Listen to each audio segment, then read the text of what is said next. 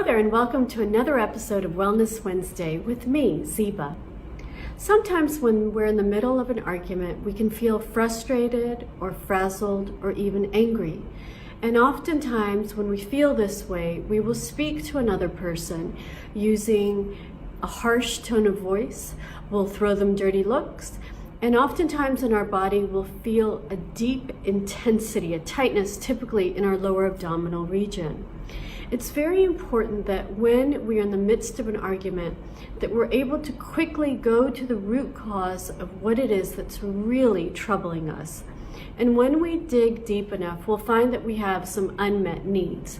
For example, the need to be heard, the need to be validated, the need to be right, the need to be understood, the need to feel safe in a discussion. So whatever the topic is at hand, very often we're not actually discussing or arguing about that seemingly obvious topic, but there are more underlying root causes at hand.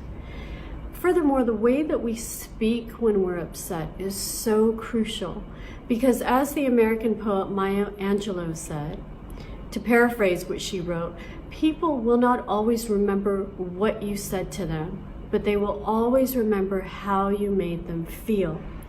And in our mind, we have a built-in negativity bias. Our brain is constantly scanning our environment for anything threatening, anything that would endanger our safety.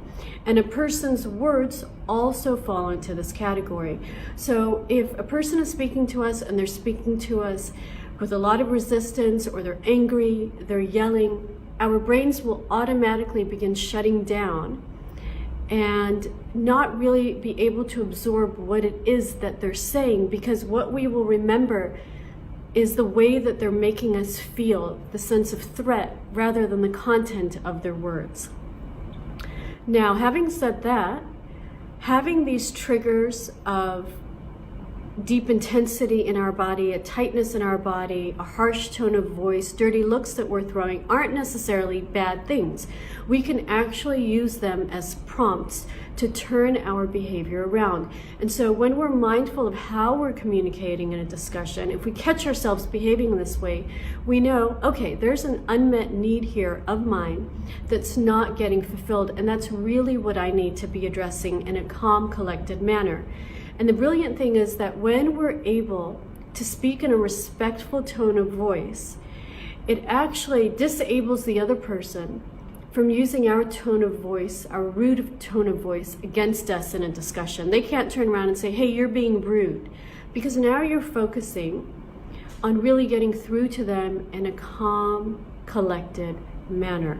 And you're both really able to address the root cause of the discussion rather than how you're rudely disrespecting one another.